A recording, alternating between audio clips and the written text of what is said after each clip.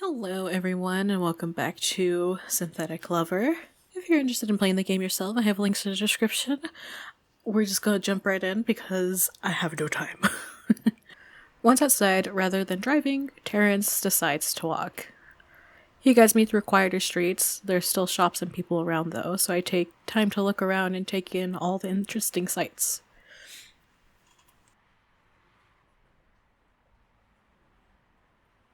We soon approach one of the tall, upscale apartment buildings that towers over the city. A sleek design and contemporary architecture style speak volumes about its residents' income levels. This doesn't look like an office, though. Hold on. Where are we going, Mr. Foster? Didn't you say you were going to take me to your private lab? His private lab is his apartment. Oh my gosh. Actually, we won't be going there just yet. Oh, I'll need to transfer some equipment first. okay. Please, be patient. You have nothing to worry about. Suspicious. Why are we with the dark screen? He escorts me through the doors of the apartment building. The luxurious lobby is sparsely furnished but comfortable. Terrence carefully looks around before guiding me to the elevators. After you. The trust is slowly fading, but that's because I'm suspicious. Holding the elevator door open, he gestures me inside and pushes the button to the 14th floor. From his hair down to his shoes, Terrence exudes professionalism and sophistication that makes him incomparable to the average citizen. His finely tailored suit, his perfectly styled hair, his delicately shined shoes. This is a man that takes responsibility into his hands and makes things happen. You blushy blush. Ooh. Bastian doesn't even cut it. I'm so glad I accepted Terrence's help. Why you blushy blush, boy? As the elevator's door opens, he scans the corridor before proceeding to take me down the hall. Well, here we are. Here we are. Please, if you will. You blushy boy. I exit the elevator and wait for him to show me where to go next. Despite how large this apartment complex looks, we don't encounter anyone on the way. It's already past working hours, so I'd at least expect someone to be coming and going.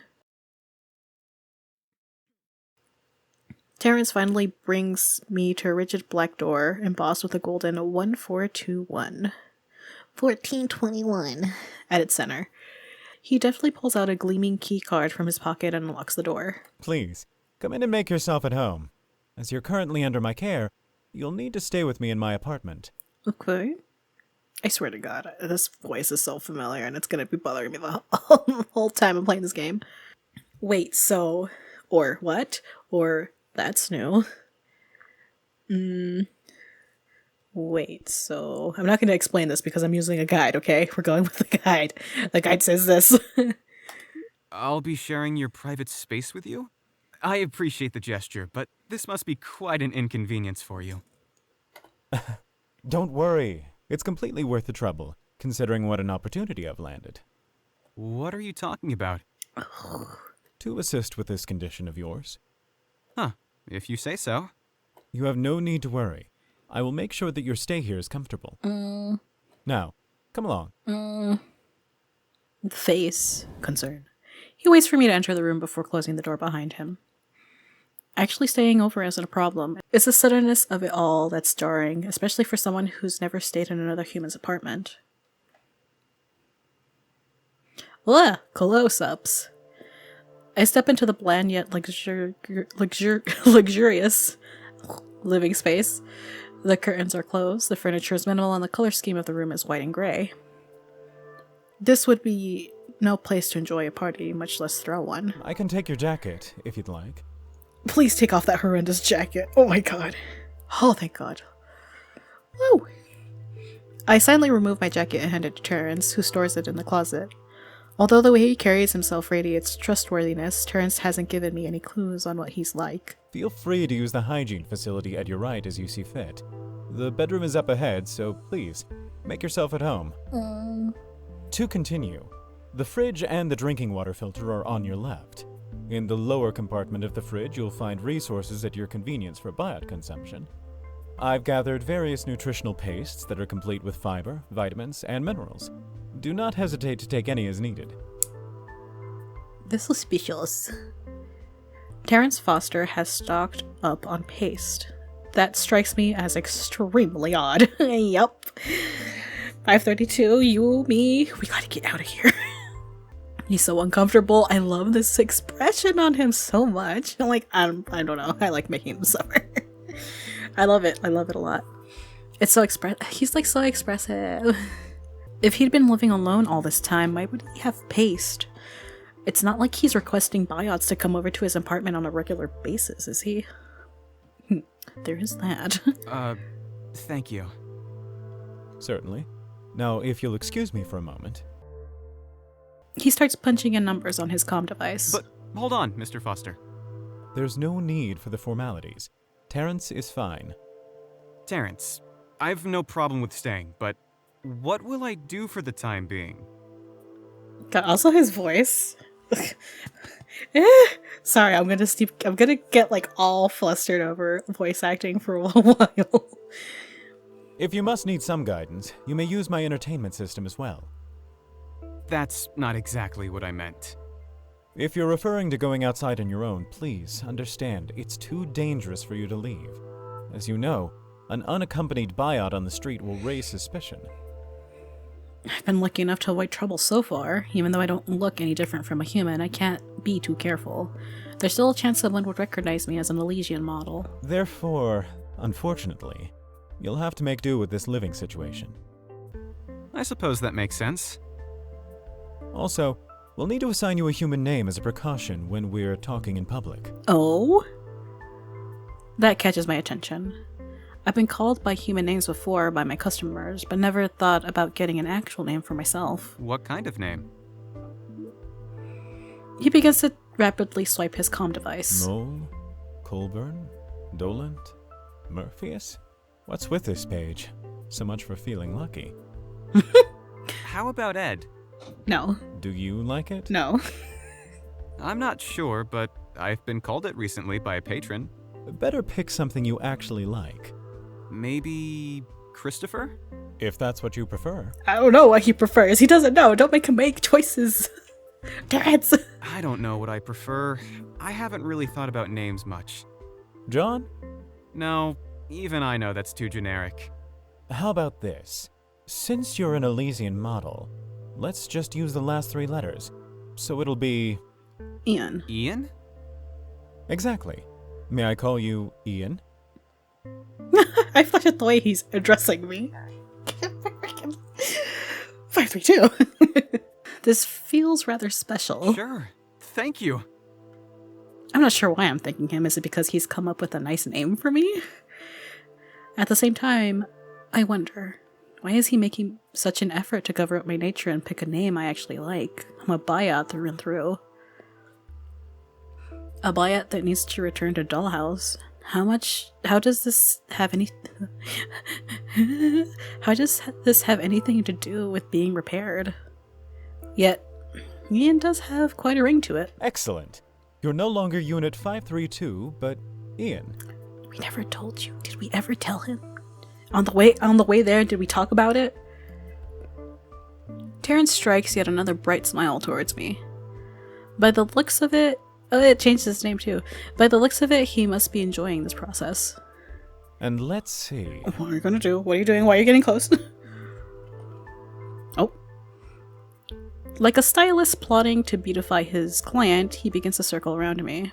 Of course, this won't do. I think I may have something more suitable. Oh. New outfit? Really? This top is quite appropriate for my function. Yeah, but for like real life? I don't actually know what your function is. Remember?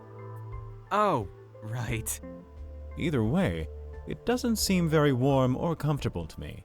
If you could please follow me, I have some clothes in my wardrobe that will serve you better. Oh, he's so blushy. Returning to the bathroom, Terrence presses a button and a wardrobe of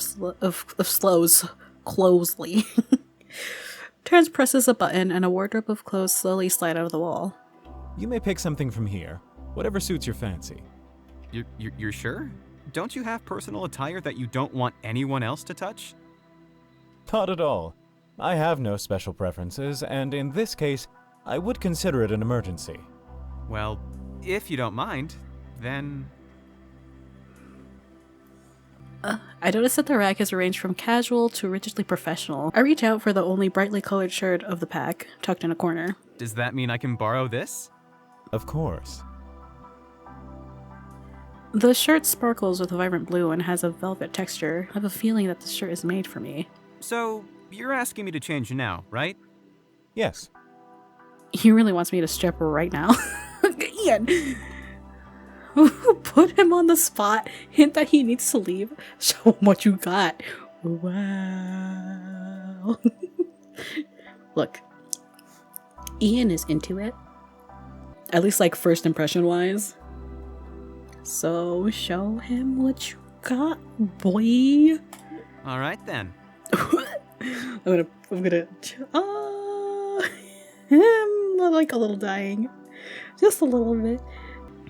I wink at him. It takes a moment for the situation to dawn on him before Terrence can make his escape. I quickly hand sorry, it's funny. I quickly hand him my dollhouse top that I took off with lightning speed. Why are you... That might need a wash. Someone spilled a drink on me at the bar. Oh, of course. I'll take care of it right away. The flushed face is so... Oh, it's everything. Wow. He couldn't leave the room fast enough, that poor guy. Well, it was worth it to see him lose his composure for a nanosecond. Oh wow, that's a pretty shirt. It matches him so well. I then find the shirt Terrence lent me and slip it on. It's definitely warmer and looser than the cold fabric of my dollhouse suit. Minutes later, Terrence calls out to me from the kitchen. Ian, have you finished changing? Yeah, I'm in the living room. Terrence pops up in the living room with a portion of biopaste. I've got you some food. If you need more, help yourself. He gingerly hands me the paste tube, dropping it on the palm of my hand. Thank you. I appreciate the hospitality. I rip open the plastic container and start to squeeze out the contents into my mouth. Now, I'll be going. If you need anything, please, let me know. Here's a number where you can reach me when I'm out running errands. But use that only during emergencies. Sure thing. Cool. I'm not sure what emergencies could come up while I'm staying here. For lack of a better response, I just smile and nod. Great. Now, Pardon me for asking, but where are you going exactly? I have some work to do. I'm a GL scientist, remember? Also, someone has to put in a request for that equipment transfer. As he rushes off and exits the apartment, he leaves me in the confines of his empty and unfamiliar living room. Great. Now what? Snoop. I approach the window sill and open the curtains, revealing a vibrant, neon-infused city brimming with life. Yeah, now this is more like it. I rest my back against the windowsill and peer out into the pulsating city. The next morning, I find myself still peacefully seated against the window. I must have accidentally fallen asleep while watching the city. I look across the room and notice that Terrence's bed sheets appear undisturbed. I wonder if he even returned to sleep here yesterday night. After eyeing my surroundings in greater detail, I notice that all his furniture and belongings remain untouched. It really seems like Terrence hardly spends time in this place. Can you even consider that living here? Hoping to find something interesting to do today, I bring myself to my feet and proceed to explore his apartment. Snooping, let's go. Once I enter the corridor leading to the exit, I hear a soft grunt from an adjacent room. Wow, to my surprise, I find a shirtless Terrence performing even-paced push-ups. Oh, good morning, Terrence. He pauses until his chin up to see me. Wow. Good to see that you're up. Did you find everything to your liking? Did he not notice that I fell asleep on the windowsill? Yes, but when did you come back? It looks like you were gone for the entire night. I figured that once you returned yesterday, we'd get a chance to discuss living arrangements in detail. My schedule isn't consistent. Oh, wow. Oh no, there's nipples. Terrence finally brings himself to his feet. I was busy working. Aren't you tired? Are you a biot? That long pause. Sorry, I was just like, squints. I slowly started lowering myself. I was just like, I swear to God. There are no visible signs of fatigue from Terrence. From a human to strain himself from lack of sleep yet remain perfectly functional seems abnormal. I have a job to complete. If I can't do it, then no one will. That's why he has paste, because he's a biot. Shit. Is this it? Is this the game saying it's like, in case you didn't figure it out yet? Oh, jeez. Now, if you'll excuse me, I'll need to run some errands in a couple of hours. Terrence brushes past me and wanders off towards the bathroom. But It doesn't seem like I'll be able to get guidance from Terrence anytime soon. Not looking to interrupt his morning routine any further, I return to the bedroom where I'm greeted by the warm presence of sunshine. If there's any consolation, it is that I can still observe the outside world from this canopy and enjoy the morning view of the bustling streets.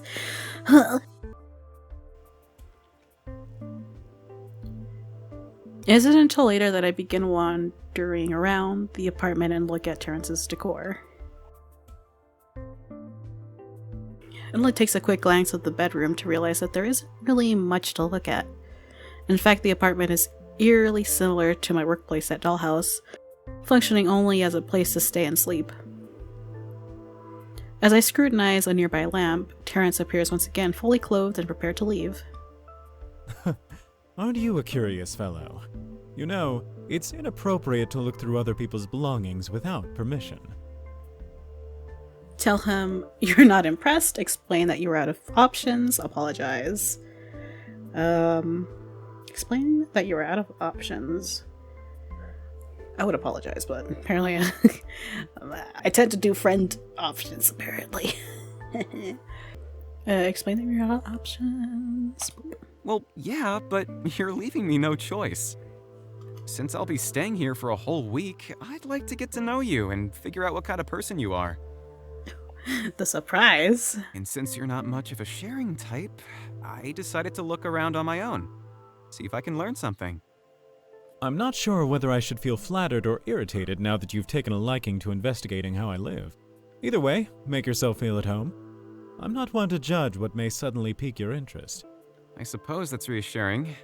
Now, I'll be taking my leave, Ian. If you need anything, please let me know. There's no telling how long I'll be out. Sure, bye. I refrain from trying to pry more questions out of him as he briskly exits his apartment without so much as a goodbye. How does he seriously expect me to feel at home if there's not much to do? Whatever. Here's to another day of boredom. Returning to my investigation, I make my way around the room and eventually reach his bedside drawer. I attempt to open the top shelf, but it won't budge. A locked top shelf? What? Did I read that right? I don't know. A locked drawer? Now this is an interesting development. What could you possibly want hidden under lock and key, Terrence? In hopes to uncover something about his mysterious character, I make several attempts to forcefully pry it open. Come on, you damn thing. Come on. I grip the knob harder and brutishly try to break the lock, only to stop myself from inflicting damage after regaining my senses. What am I doing trying to force my way into Terrence's secrets? He'd have every right to be angry if he discovers I'd done such a thing. Instead, I grab the remote and turn on his entertainment system with the plan to watch a whole host of shows until it gets dark. Midway through a late-night drama, I managed to hear a soft click and the sound of the front door closing. Terrence must be back. About time. His exquisite image cracks as he drags his feet on his way to the bedroom, flopping onto the bed with an unkempt clothes and disheveled hair. How should I even begin to ask him about what's going on? Are you ready for reparations? Is this about time? It's about time you showed up, or you don't look so good. What's up? Okay, yeah, that's what I was picking. You don't look so good. What's up? What's up? Welcome back. You look like shit. Way to put it, Ian. I'm sure I do. Is everything okay? Are you in trouble? Terrence appears very tired, but resolves to give me an answer anyway. No, it's nothing. Are you sure? It sure doesn't look like nothing. Come on, Terrence, what's going on? Maybe I can help. Terrence wearily lays his head against the pillow and turns his back to me. Good night, Ian. How evasive can this guy be? He presents himself as a respectable and cordial man on the first day, and now he appears to be a rather secretive individual. At the very least, give me something to work with. The exhaustion overtakes Terrence, and he soon falls asleep in his work clothes. Uncertain over whether or not I should sleep beside him, I eventually slip under the covers and turn away from him as well, staring into the darkness until I drift off to sleep. The following morning, sunlight against my eyelids wakes me. Still half asleep, I shift over to find the other side of the bed empty and neatly made. What is this music? The room remains pristine and untouched as it was yesterday. Unsurprisingly, I hear the very same punctuated grunting of a man dutifully exercising from across the hall. I probably shouldn't disturb him. I roll over to face the window and fall back asleep. I wake once more later in the morning, this time alert, and rise out of bed. How long did I sleep? As I stroll around the hallway, I no longer hear Terrence exercising in the other room. It is until I arrive in the kitchen that I find a note on the table scrawled with a short message. Off to work. We'll be back soon. I get that he's busy, but he's gone again. How many days do I have to put up with him? Oh, what up with this? I thought something touched my leg. That was a little creepy. How many more days do I have to put up with this? I'm bored out of my mind. I need to return to Dollhouse soon. I set the note aside and return to the bedroom. My only source of reliable comfort. As feeling of loneliness starts to creep in my mind, I rest on the bench near the window and begin wondering why I'm wasting time in this apartment. For the past couple of days, Terrence has rarely been around to provide me with information on progress, and when he is around, he's always busy, making no effort to talk to me. It doesn't make sense. Does he seriously intend to cage me in this apartment and make me wait for him to get the work done? Since I'm out of options, I decide to text Rico to give her the details about how I'm doing and what's been happening with this lead on the device. Rico seems happy to hear from me and replies, suggesting I give it one more day before she tries to come up with a new plan. This is stressful for her, too. I haven't got a clue what else she could do to help given our last conversation at Dollhouse. My mind continues to wander and recycle worrisome thoughts for the rest of the morning. In the stormy afternoon, as the rain patters against the window, I suddenly hear the front door close with a bang and the scuffling of shoes. Terrence slowly enters the hallway as a trail of water follows behind him. His whole being is completely drenched. Without making much of a fuss, Terrence attempts to get out of his form-fitting clothes. I've got to at least do something. I carefully approach Terrence, extending an arm towards him. Here, let me help you with those. When I touch his shoulder, Terrence jerks away, turning his back to me. Sorry. Did I startle him? Don't worry about me, Ian. I can take care of this on my own. I don't know what to do. This is so interesting and now that I have it in my head, like, oh, is he a Maya? I'm just like, what's going on? What's going on? He awkwardly rushes towards the bathroom to clean up, noticing that he didn't bring a towel with him. I scrounge around in his drawers until I find one. Ooh. I enter the bathroom without so much of a sound. Oh, that's a butt. It's a butt with something on it. While I place a towel on the sink next to a set of wet clothes, I notice Terrence standing under the running shower head. He's suddenly rinsing off the grime from what seemed like a frantic afternoon. He stands naturally posed and statuesque even in private, chiseled with an arching back and shapely thighs. His defiant, upright posture suggests how disciplined he must have been in his morning workouts to develop such an incredible physique. I can't help but feel compelled to stare. My persistent gaze grants me the chance to notice a dark tattoo branding his hip in the shape of a semicircle with several lines running below it. Why would Terrence have a tattoo? Especially there of all places. It seems very uncharacteristic. As I shuffle in place trying to get a better view of the tattoo, Terrence suddenly catches me in the act. What in your right mind made you think that it was reasonable for you to enter while I'm currently occupying the bathroom? I'm leaving. Goodbye. Peace. Did you somehow miss the memo not to intrude when I'm obviously busy? I'm in my shower, for crying out loud. So we're gonna end it here, everyone.